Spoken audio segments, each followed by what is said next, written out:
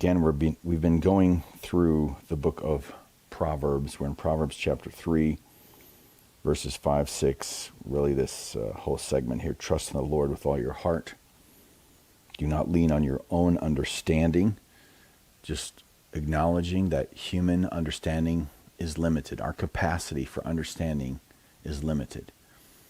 I know generally in the secular world, the secular world exalts the human spirit and what human beings can accomplish and that type of thing. Look what people can do type of thing. Movies are based on this. Our entire culture is based upon this whole idea of the self-made individual, which is really a mythological idea. No one makes themselves. No one becomes successful on their own. It's a mythological idea. It's persisted. It's still out there.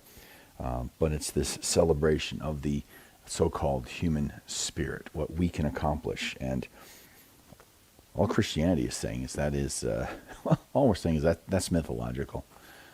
Your capacity for understanding the universe is limited. So, again, it's a simple philosophical premise. If there's a God who created everything, the only way we can know anything about this God, because this God is clearly so far beyond us, is that he has to reveal himself. So that's all Christianity's saying.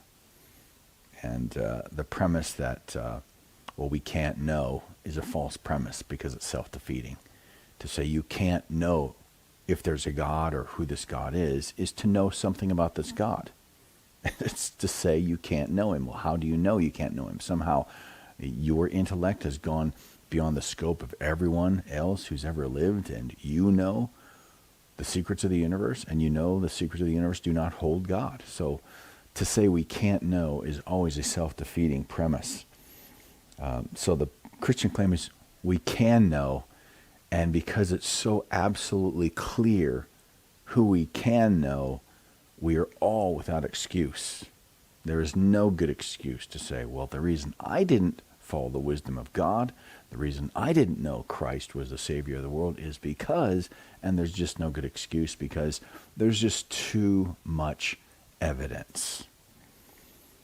So, and that's just a fact. There's too much evidence. People who say there's not enough evidence, that's completely false. There's plenty of evidence. People who say there's not enough evidence believe even more, say this, they believe ridiculous things with thinner evidence. They really do. So that is really, the whole cry for more evidence is an excuse. It's not a legitimate cry. Now, it can be legitimate in the sense that people don't know the evidence is there and they're willing to look at the evidence, but generally, there's not enough evidence. It's just an excuse. In all your ways, because they don't want to acknowledge him in all their ways. That's pretty much it. They want to remain what? I'll define reality apart from God.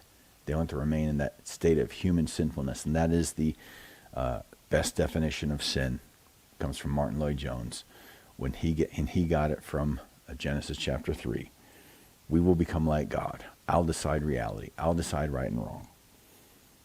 I'll acknowledge me in all my ways. And I'll make my own path straight. This is the road most people take, and it's a false road.